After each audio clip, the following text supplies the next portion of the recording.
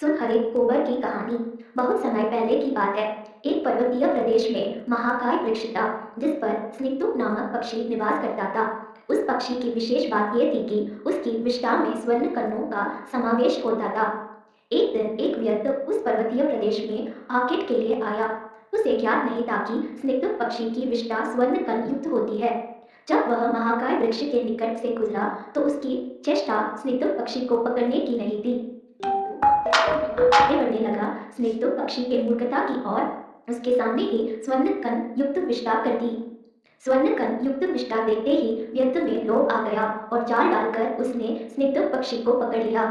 घर आकर उसने उसे एक पिंजरे में बांध कर दिया, किंतु पूरी रात वह सो नहीं पाया। वह सोचता रहा कि यदि किसी तरह इस स्निग्ध पक्षी और उसके स्वर्ण कण युक्त विष्ठा की बात राज्य के राजा तक पहुंच गई तो राजा उसे दंडित कर देगा। वह भयभीत हो गया।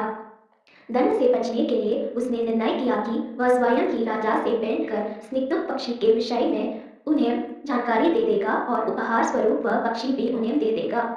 अगले ही दिन वह राजा से भेंट करने राज दरबार पहुंच गया।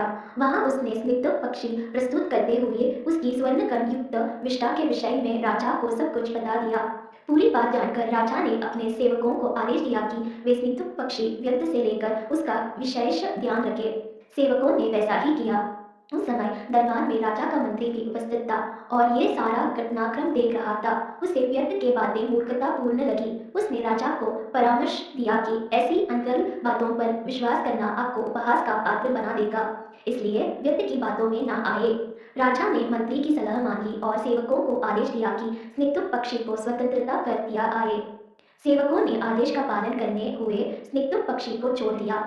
पिंजरे से बाहर निकलने के बाद स्निग्ध पक्षी उठकर राजमहल के प्रवेश द्वार पर बैठ गया और वहां से चांद के पूर्व पुनः स्वर्ण कण युक्त विष्ठा कर गया।